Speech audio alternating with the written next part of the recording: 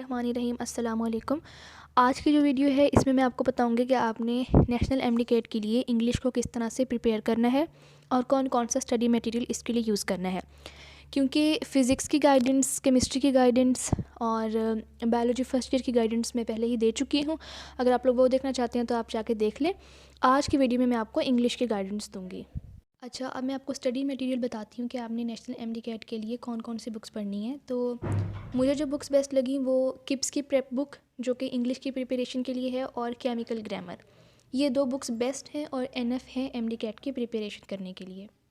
जो किप्स की prep book है उसमें अगर मैं आपको बताऊं तो तमाम रूल्स को अच्छी तरह एक्सप्लेन करके बताया हुआ है। इसके अलावा टेक्सचुअल सपोर्ट है, यानी आपकी जो एफएससी की बुक्स हैं उसमें से भी आप लोगों को लाइंस निकाल के वहाँ से तो किप्स की बुक में लिखी हुई हैं ताकि आपको पूरी बुक पढ़ने की ज़रूरत ना हो।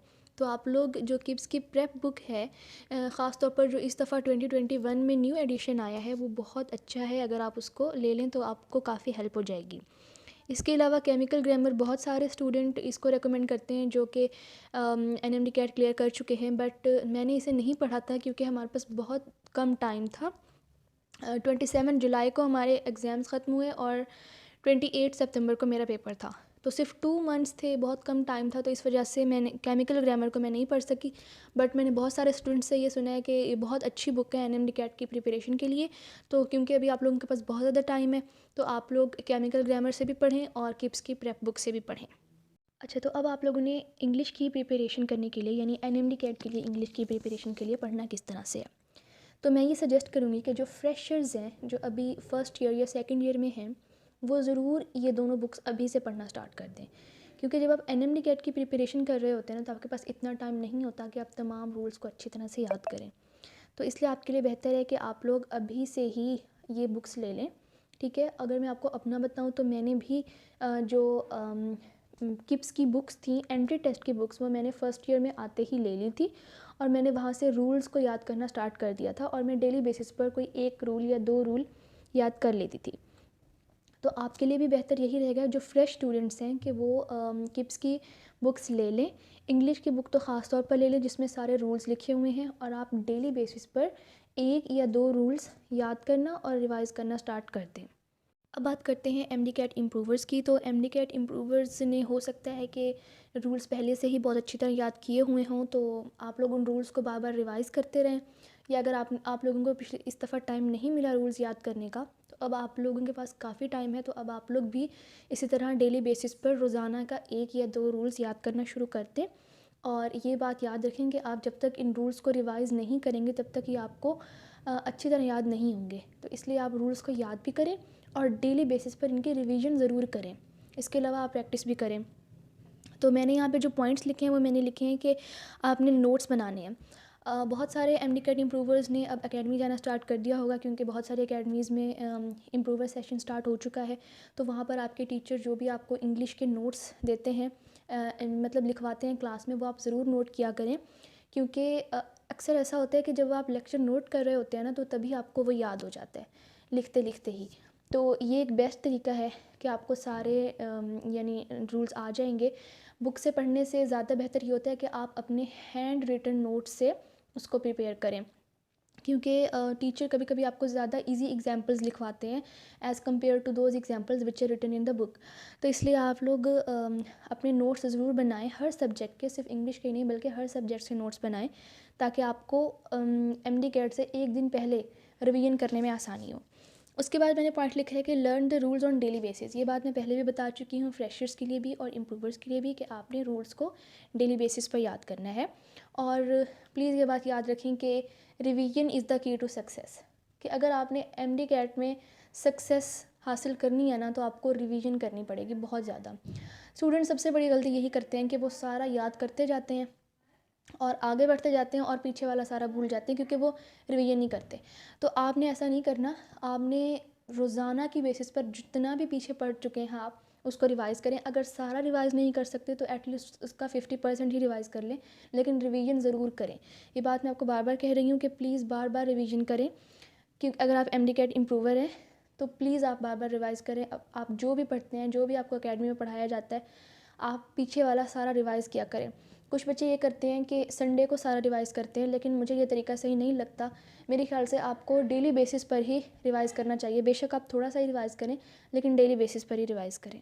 अब बात करते हैं एमडी-कैट इम्प्रूवर्स की। तो एमडी-कैट इम्प्रूवर्स ने हो सकता है कि रूल्स पहले से ही बहुत अच्छी तरह याद किए हुए हों, तो आप लोग उन रूल्स को बार बार रिवाइज़ करते रहें। या अगर आप लोगों को पिछले इस दफ़ा टाइम नहीं मिला रूल्स याद करने का, तो अब आप लोगों के पास काफ़ी टाइम है, तो अब आप लोग भी इसी तरह डेली बेसिस पर रोज़ाना का 1 या 2 रूल्स याद करना शुरू कर दें। और ये बात याद रखें कि आप जब तक इन रूल्स को रिवाइज़ नहीं करेंगे, तब तक ये आपको अच्छी तरह याद नहीं होंगे। तो इसलिए आप रूल्स को याद भी करें और डेली बेसिस पर इनकी रिवीजन ज़रूर करें। इसके अलावा आप प्रैक्टिस भी करें। तो मैंने यहाँ पे जो पॉइंट्स लिखे हैं वो मैंने लिखे हैं कि आपने नोट्स बनाने हैं। बहुत सारे एमडी-कैट इम्प्रूवर्स ने अब एकेडमी जाना स्टार्ट कर दिया होगा, क्योंकि बहुत सारी एकेडमीज़ में इम्प्रूवर सेशन स्टार्ट हो चुका है।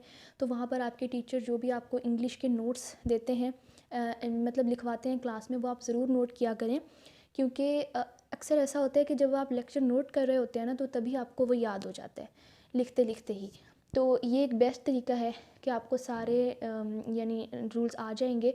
बुक से पढ़ने से ज़्यादा बेहतर ये होता है कि आप अपने हैंड रिटन नोट से उसको प्रिपेयर करें, क्योंकि टीचर कभी कभी आपको ज़्यादा इजी एग्जांपल्स लिखवाते हैं as compare to those examples which are written in the book. तो इसलिए आप लोग अपने नोट्स ज़रूर बनाएं, हर सब्जेक्ट के, सिर्फ इंग्लिश के नहीं बल्कि हर सब्जेक्ट के नोट्स बनाएं, ताकि आपको एमडी-कैट से एक दिन पहले रिवीजन करने में आसानी हो। उसके बाद मैंने पॉइंट लिखा है कि learn the rules on daily basis. ये बात मैं पहले भी बता चुकी हूँ फ्रेशर्स के लिए भी और इम्प्रूवर्स के लिए भी, कि आपने रूल्स को डेली बेसिस पर याद करना है। और प्लीज़ ये बात याद रखें कि revision is the key to success. अच्छा, ये एक बहुत इंपॉर्टेंट पॉइंट है कि you must have a strong grip on all the tenses. ये जो टेंसेस हैं ना इंग्लिश के, ये अक्सर स्टूडेंट्स को नहीं आते और बहुत डिफ़िकल्टी होती है जब स्टूडेंट्स एनएमडी-कैट की प्रिपरेशन करते हैं, क्योंकि जब हम एफएससी में होते हैं ना, तब भी ये टेंसेस हमें प्रिपेयर करने चाहिए, लेकिन तब स्टूडेंट्स क्या करते हैं कि अक्सर पास्ट पेपर्स में से ही आते हैं, तो वो जो सनशाइन में दिए होते हैं वहाँ से सिर्फ क्रैमिंग कर लेते हैं। तो आपको ऐसा नहीं करना चाहिए, बल्कि आपको टेंसेस अच्छी तरह से प्रिपेयर करने चाहिए। अगर आप अभी 9th 10th क्लास में हैं, तो अभी आपके पास टाइम है। आप कोई भी अच्छी ग्रामर की बुक लेकर, जिसमें आसान अल्फाज में टेंसेस आपको समझाए हुए हों, आप वो समझ लें, या आप अपने इंग्लिश के किसी टीचर से जाके तमाम टेंसेस समझ लें। ये आपको बहुत ज़्यादा ज़रूरी हैं आपके एनएमडी-कैट में इंग्लिश के पेपर में अच्छे मार्क्स लेने के लिए। तो जब आप लोग एफएससी में आते हैं, तब भी आपको टेंसेस समझना बहुत ज़रूरी होता है, क्योंकि एफएससी में भी जो इंग्लिश का ऑब्जेक्टिव टाइप पेपर होता है, उसमें टेंसेस से रिलेटेड क्वेश्चंस आते हैं। लेकिन जैसे मैंने पहले कहा कि पास्ट पेपर्स में से क्वेश्चंस आते हैं, तो बच्चे अक्सर उनके आंसर याद ही कर लेते हैं।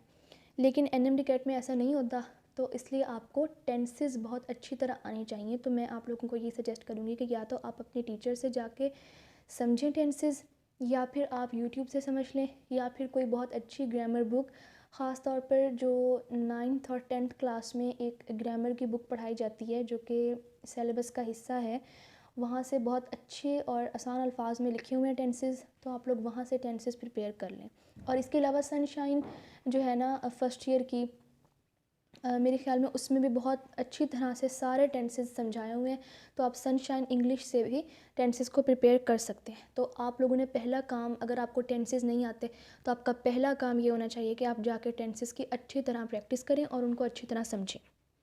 अच्छा, ये तो मैं आपको पहले ही बता चुकी हूँ कि आपने रूल्स और टेंसेस को डेली बेसिस पर रिवाइज़ करना है।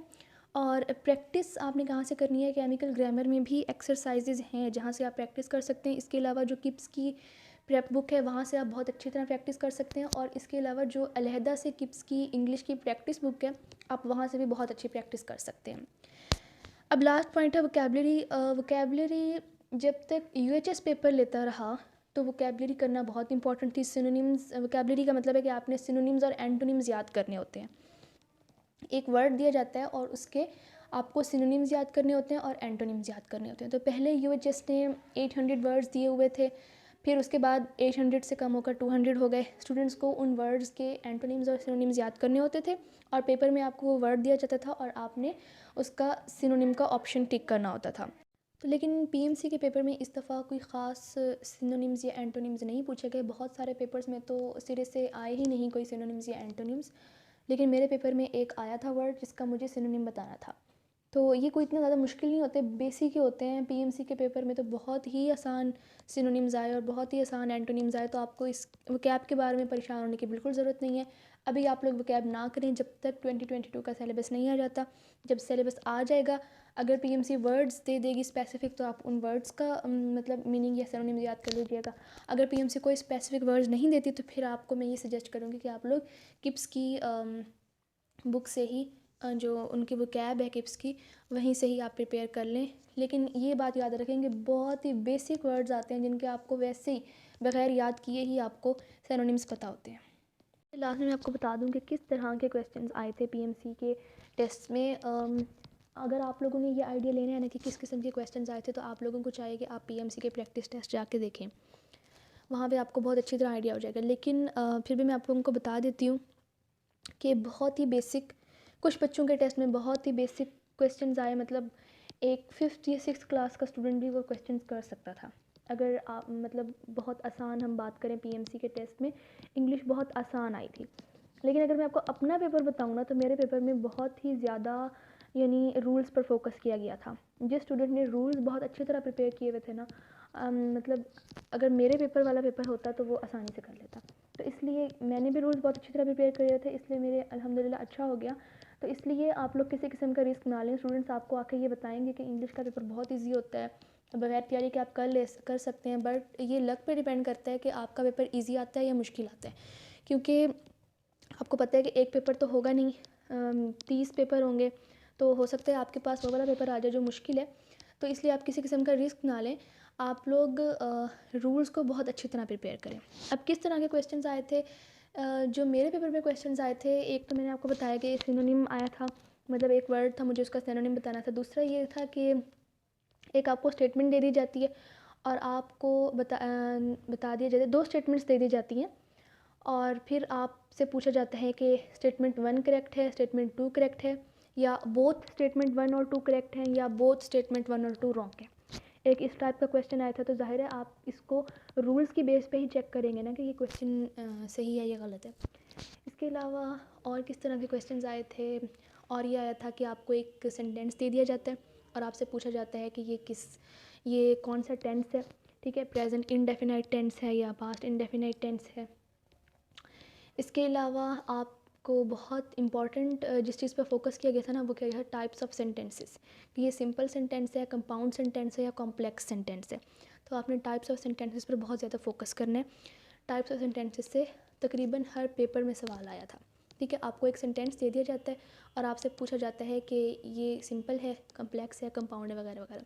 इसके अलावा आपसे ये पूछा जाता है, आपको एक सेंटेंस दे दिया जाता है, उसमें एक वर्ड अंडरलाइन कर दिया जाता है और आपसे पूछा जाता है कि ये वर्ड क्या है, नाउन है, प्रोनाउन है, सब्जेक्ट है, एडजेक्टिव। लास्ट में मैं आपको बता दूं कि किस तरह के क्वेश्चंस आए थे पीएमसी के टेस्ट में। अगर आप लोगों ने ये आइडिया लेना है ना कि किस किस्म के क्वेश्चंस आए थे, तो आप लोगों को चाहिए कि आप पीएमसी के प्रैक्टिस टेस्ट जाके देखें, वहाँ पे आपको बहुत अच्छी तरह आइडिया हो जाएगा। लेकिन फिर भी मैं आप लोगों को बता देती हूँ कि बहुत ही बेसिक, कुछ बच्चों के टेस्ट में बहुत ही बेसिक क्वेश्चंस आए, मतलब एक 5th या 6th क्लास का स्टूडेंट भी वो क्वेश्चंस कर सकता था। अगर आप मतलब बहुत आसान हम बात करें, पीएमसी के टेस्ट में इंग्लिश बहुत आसान आई थी। लेकिन अगर मैं आपको अपना पेपर बताऊँ ना, तो मेरे पेपर में बहुत ही ज़्यादा यानी रूल्स पर फोकस किया गया था। जिस स्टूडेंट ने रूल्स बहुत अच्छी तरह प्रिपेयर किए हुए थे ना, मतलब अगर मेरे पेपर वाला पेपर होता तो वो आसानी से कर लेता। तो इसलिए मैंने भी रूल्स बहुत अच्छी तरह प्रिपेयर करे थे, इसलिए मेरे अल्हम्दुलिल्लाह अच्छा हो गया। तो इसलिए आप लोग किसी किस्म का रिस्क ना लें। स्टूडेंट्स आपको आके ये बताएंगे कि इंग्लिश का पेपर बहुत ईजी होता है, बगैर तैयारी के आप कर सकते हैं, बट ये लक पे डिपेंड करता है कि आपका पेपर ईजी आता है या मुश्किल आता है। क्योंकि आपको पता है कि एक पेपर तो होगा नहीं, 30 पेपर होंगे, तो हो सकता है आपके पास वो वाला पेपर आ जाए जो मुश्किल है। तो इसलिए आप किसी किस्म का रिस्क ना लें, आप लोग रूल्स को बहुत अच्छी तरह प्रिपेयर करें। अब किस तरह के क्वेश्चंस आए थे, जो मेरे पेपर में क्वेश्चंस आए थे, एक तो मैंने आपको बताया कि सिनोनिम आया था, मतलब एक वर्ड था, मुझे उसका सिनोनिम बताना था। दूसरा ये था कि एक आपको स्टेटमेंट दे दी जाती है और आपको बता दिया जाता है, 2 स्टेटमेंट्स दे दी जाती हैं और फिर आपसे पूछा जाता है कि स्टेटमेंट 1 करेक्ट है, स्टेटमेंट 2 करेक्ट है, या बोथ स्टेटमेंट 1 और 2 करेक्ट हैं, या बोथ स्टेटमेंट 1 और 2 रॉन्ग है। एक इस टाइप का क्वेश्चन आया था। तो जाहिर है आप इसको रूल्स की बेस पे ही चेक करेंगे ना कि ये क्वेश्चन सही है या गलत है। इसके इसके अलावा और किस तरह के क्वेश्चंस आए थे, और ये आया था कि आपको एक सेंटेंस दे दिया जाता है और आपसे पूछा जाता है कि ये कौन सा टेंस है, ठीक है, प्रेजेंट इंडेफिनाइट टेंस है या पास्ट इंडेफिनाइट टेंस है। इसके अलावा आपको बहुत इंपॉर्टेंट जिस चीज़ पर फोकस किया गया था ना, वो क्या है, टाइप्स ऑफ सेंटेंसेस, कि ये सिंपल सेंटेंस है, कंपाउंड सेंटेंस है या कॉम्प्लेक्स सेंटेंस है। तो आपने टाइप्स ऑफ सेंटेंसेस पर बहुत ज़्यादा फोकस करना है। टाइप्स ऑफ सेंटेंसेस से तकरीबन हर पेपर में सवाल आया था, ठीक है। आपको एक सेंटेंस दे दिया जाता है और आपसे पूछा जाता है कि ये सिंपल है, कम्प्लेक्स है, कंपाउंड है, वगैरह वगैरह। इसके अलावा आपसे ये पूछा जाता है, आपको एक सेंटेंस दे दिया जाता है, उसमें एक वर्ड अंडरलाइन कर दिया जाता है और आपसे पूछा जाता है कि ये वर्ड क्या है। तो इसी तरह के क्वेश्चंस आते हैं, ठीक है। और इसके अलावा आपको एरर स्पॉट करना होता है कि आपको एक सेंटेंस दे दिया जाता है और आपसे पूछा जाता है कि इस सेंटेंस में क्या एरर है, या आपको ये भी कह दिया जाता है कि आपको ये सेंटेंस दिया गया है तो इस सेंटेंस में कहाँ पर करेक्शन की ज़रूरत है। तो इस तरह के क्वेश्चंस आते हैं। आई होप कि आप लोगों के लिए ये वीडियो हेल्पफुल होगी। आपकी कोई भी क्वेश्चंस हैं आपके MD-CAT या FSC से रिलेटेड, तो आप लोग कमेंट्स में पूछ सकते हैं। और इसके अलावा केमिकल ग्रामर जो बुक है उसका लिंक मैंने अपने डिस्क्रिप्शन बॉक्स में दे दिया है, आप लोग वहाँ से डाउनलोड करके उसको पढ़ना स्टार्ट कर दें। थैंक यू, अल्लाह हाफिज़।